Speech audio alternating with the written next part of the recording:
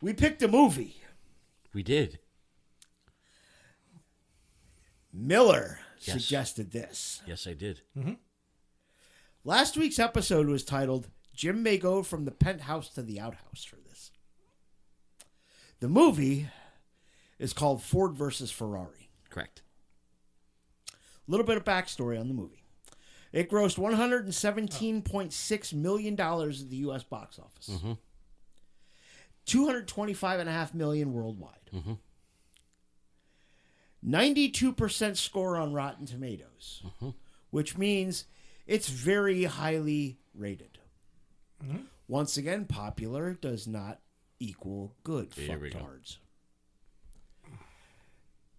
This movie details Ford entering it started with the 1965 24 Hours of Le Mans.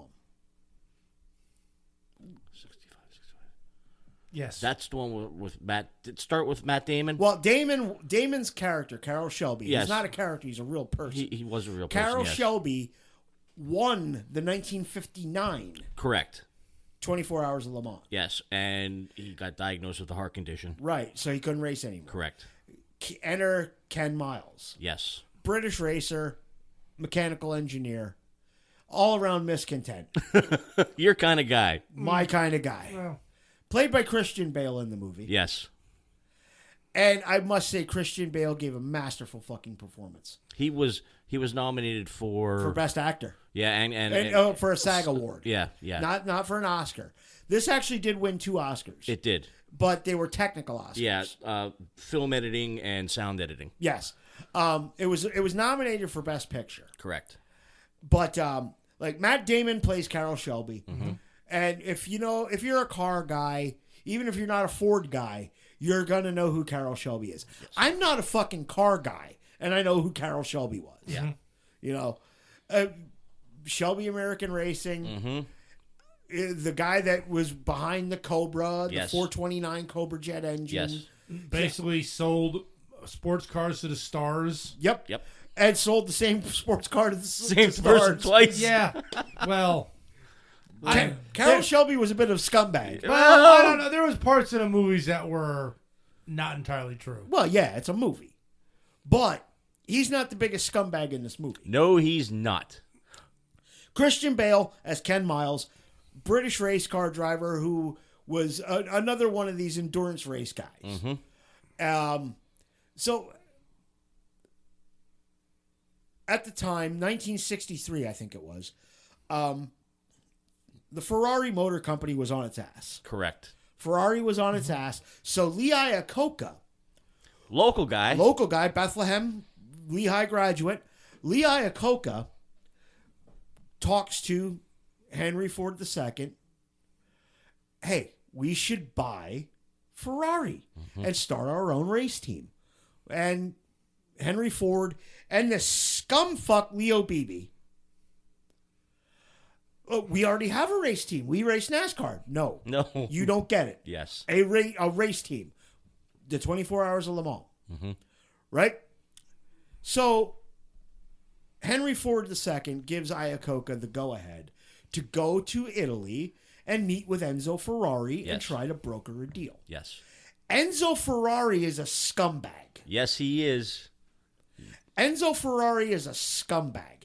He uses Lee Iacocca's bid on behalf of Ford Motor Company to entice Fiat into paying more. That's not like I said. There's a lot of stuff that was like not exactly That true. actually That that actually actually happened. No, it didn't, because I actually did the research after the fact. So to did see- I. Yeah, the Fiat deal didn't happen until 2 years after the deal kind of fell through at Ford Ferrari. Well, It was 2 years. Then there were months of negotiations. Okay. And I know they gotta They gotta slice it compress down for a But film. the fact of the matter remains, Fiat, not Fiat, Ferrari. Yeah. Enzo Ferrari used Ford's bid against them. Yeah, you can't compress a couple of years. I know, but I mean, as I said, all the inconsistencies were not that wide, but I didn't think they needed to be in there. Yeah. Let me ask you something. The guy that they cast BB, was that not a punchable face, a William Zabka type? Oh my God. Oh yeah, Josh Lucas was the guy's name. I think when they cast him, they say they wanted to get William Zabka just a villain from the 80s. The Karate Kid, Johnny. Yeah, I know who, Yeah, yeah. I know who All Bill right, Zabka all right. is. Yeah, but it's like they got someone that had such you didn't like him the minute he fucking walked in. Oh, no. No. You said this guy's gonna fuck shit up all over the place. And again, a lot of it was dramatized for the movie and all that because some stuff that they showed didn't happen. I mean, I like whenever I see these, biopics, I like to kind of go back and what did they fuck up? And there's a few things that it didn't need to be that way, but it makes it gives some more pathos. Yeah. For the characters. Yeah. But John Bernthal as Lee Iacocca. Yes. He looked familiar. Where did Walking I see Dead. He was on The Walking Dead. Yeah, that's right. I could not, and I don't watch the show. I was like, I know him from somewhere. He played a dad or something. He was the Punisher. Yes. That's right. He was in The Punisher on Netflix. Yep, he was Netflix's. Okay. He was Frank Castle on Netflix. I might have known him from like The Walking Dead. Yeah, like shit John like Bernthal. Yeah. He played Shane on The Walking Dead. Yes. His portrayal of Iacocca was very good. Mm-hmm. Iacocca was a stand-up guy. He was a stand-up guy. He was trying to do the right thing for Ford Motor Company. He was that slideshow when he was talking about, they don't want to go buy this, they want to buy these kind of cars. That's how he pushed for the Mustang. He was one of the guys that helped design the Mustang and push it forward. Yes. And then when he was tired of getting fucked over by people like Leo Beebe, he went to Chrysler. Yes, he did. And he elevated Chrysler. Yes, he did. The minivan. Hey, fucking Mocha Poca Patriotic Tapioca. I can just remember, I think the SCTV sketches or something. I think Dave Thomas played Lee Iacocca, and he just go, buy a Chrysler. Buy a Chrysler. Yeah. Well, he did kind of take on a bulldogish appearance. Oh, yeah. Later Well, he was in all the Yeah. commercials back then, too. All the GM commercials. Yeah, Lee Iacocca is not... Lee Iacocca, great American automobile businessman. Mm-hmm. Where am I at here? Leo Beebe, total ass-kissing shitbag. Mm-hmm. He would do anything to cut off Iacocca's nuts. Yep. Anything to cut off Carroll Shelby's nuts. Yep. And anything to cut off Ken Miles' nuts. Most importantly. And it all stemmed from the kid touching the fucking Mustang. yep. Like I said, Once again, from the movie. Dramatization, maybe. Yeah. yes, but still, he was a cocksucker. He might have been. Fucking coke sacker. He might have been. I think a lot of the real story of it was not as dramatic as like what they made it out to seem. Well, no, they have to. Yeah, you got it. You gotta have a villain. Yes. You gotta have the villain. You gotta have the good guy. It doesn't make sense. Like the race where Miles wasn't at, listening on the radio. Yes. He was at that race.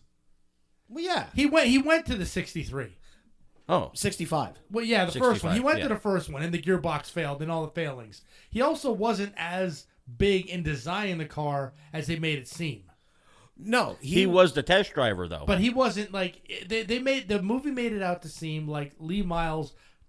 Is that his name? Ken Miles. Ken Miles designed that car. He didn't. Like every time he went out, he found something else to design. They Oh, I know. I read up on it, but it's like that's the way they made it seem. It was still a good movie. The car was actually in English. It was the GT40. Yeah. Yeah, but it was in English. It was an English. It was a yeah. It was already a pre-built car. Yes. They just had to beef it up and do different shit to Yeah, it. and Yes. fix it where it needed to go. And, Yes. But it was like a team of engineers doing stuff. Well, yeah. Yeah. But that's not the way they made it seem. Ken Miles did have a lot of input with the car, though. Like I said, when you're the test driver, you know what the car's feeling. You relay. I know. I'm not pissing on the movie. I'm just. Sounds to me like I'm just saying, like with all of these, movies, they take so much creative license where it doesn't need to be taken. Well, why not? Because it doesn't help the story. Wasn't that they had all that electronic junk in there, okay? And they couldn't fix the way the car was handling. Yeah. They took all the electronic junk out and put all that shit all over the car, and they were able to see where it was losing airflow. It was before wind tunnels. Yeah. Right, but what I mean is like not having him in that race and having him in the garage. Well, that was more dramatic. Like BB was never locked in Carroll Shelby's office. Yes, he was.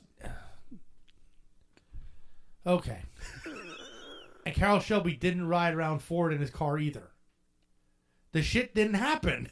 It still made it. That was From where? I love that scene. That's one of my most favorite scenes.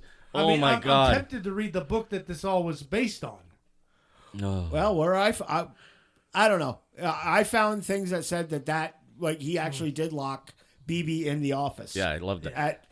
I found that What we were talking about here is after those cars got kaplunked at the end of the first Le Mans that Ford went to at 65. Yeah. Yes.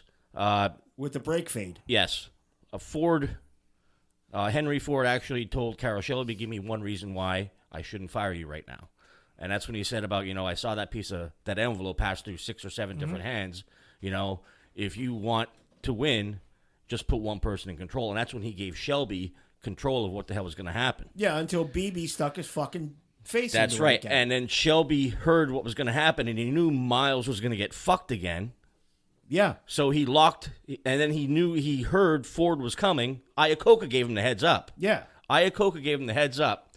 So he got that BB guy, brought him into his office, locked him in, shoved Ford into a GT40. Well, it either happened or it didn't.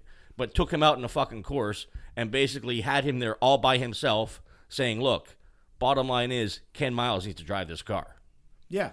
And one of the other important parts of it was them kind of not circumventing, but what is now known as malicious compliance with the rules, with changing the entire brake assembly. Yes.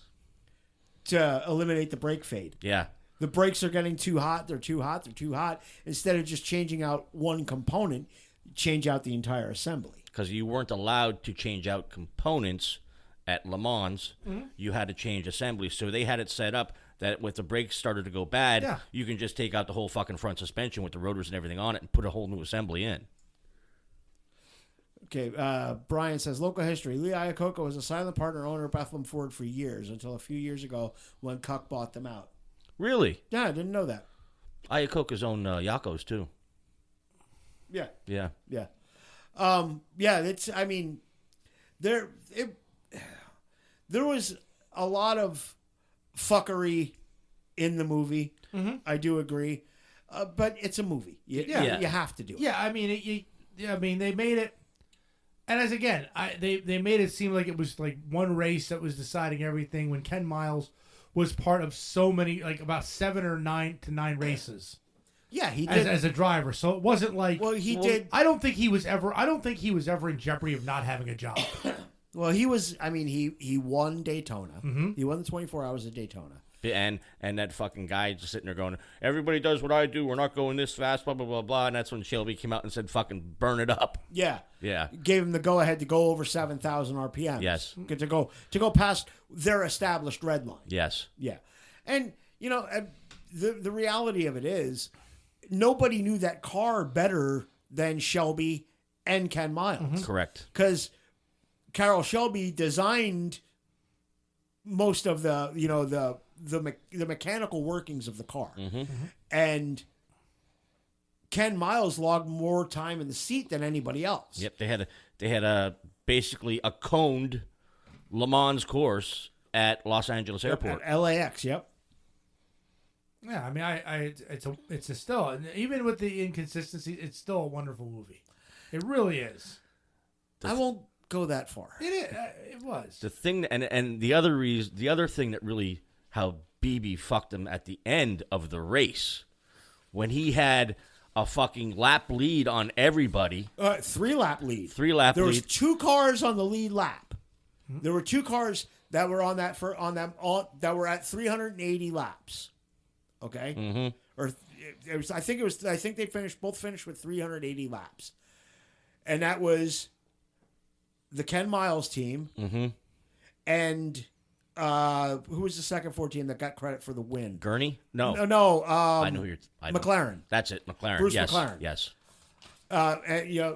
Slow down. We want the photo finish coming across the line. Yeah, all 3 Fords at once. Well, since McLaren started 20 meters further back, he got the win. Yes, because he went further distance. Yeah.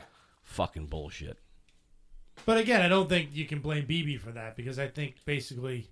Oh no, I can't blame that. No, there's no incommunications. That's all the drivers deciding what they're going to do. Well, once again, that's. There's also Ken did decide that on his own. Also a fun fact about the Gurney in the movie. His kid played his dad. Huh. Which I thought was a really cool thing. Wow, that's neat. Yeah.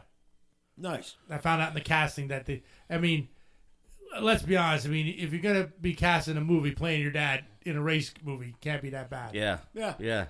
And that race course in the beginning, Willow Springs in California, that's in Gran Turismo, a game that I play.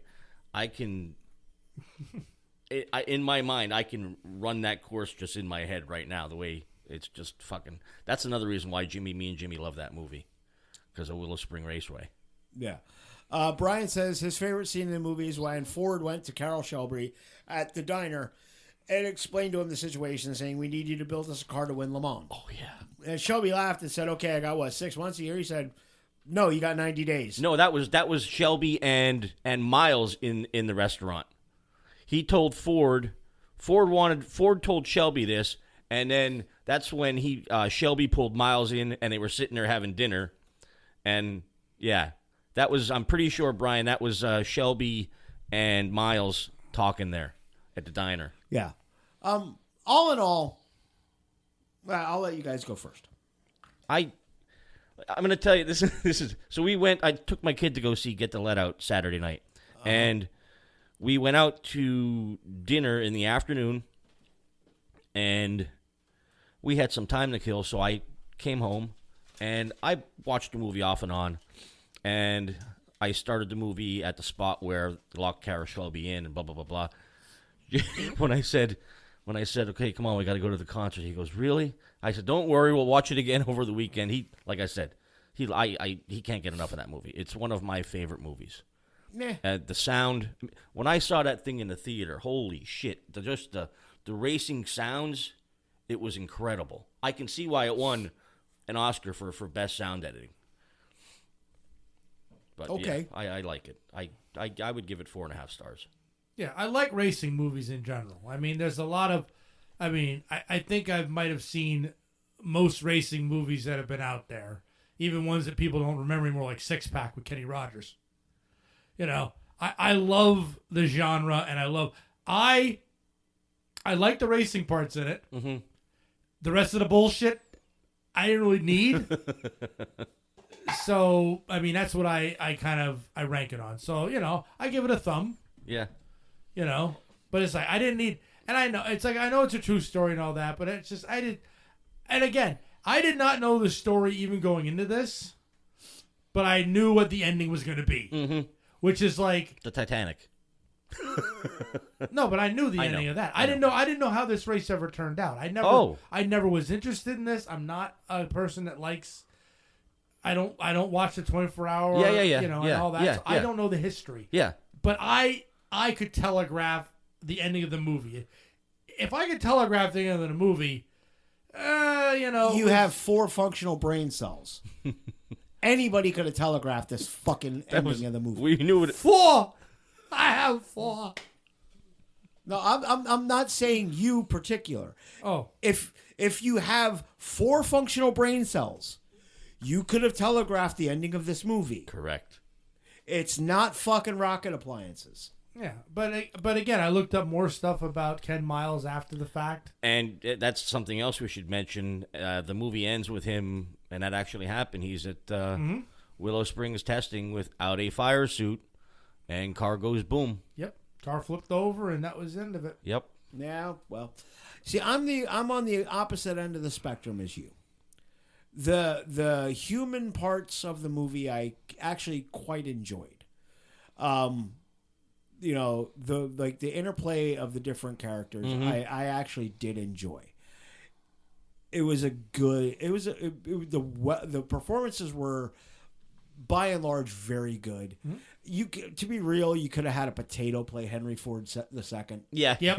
Yes. Anybody could have played him. You could have had a potato play him. Yeah. And by all accounts, Henry Ford II was not much more than a fucking potato as a businessman, too. People like Iacocca saved the Ford Motor Company in the 60s. I could not have given 2 fucks about the car stuff. I understand that. Okay. Yeah, all right, I'll give you a little more credit than a NASCAR driver because you're turning left and right. But did you hate it? Was it that? If I'd have known he had this much disdain toward racing movies, there was some shit I would have put in a bucket. Was it a horrible watch? It was a 2.5-hour movie, so you fucking lied to me. You told me just over 2 hours. Okay. That is just over 2 hours. No, it was 2 hours and 34 minutes. But that's just over. Just over. All right. That's post grunge. That's just over credits. Just over 2 hours. The movie fucking is done at 2:05 to 2:10. This is just over 2.5 hours. Did you wait for the after credits scene? Fuck no. I don't think there is one. It took me just north of 3 hours to finish. Okay. I had to get up. I like, fuck you. I got to walk away for a minute. Mm-hmm. You know, the car shit I couldn't fucking care less about. I don't care. I understand that. It has zero interest to me. Correct. All in all, was I an asshole for selecting this movie? Yes. No.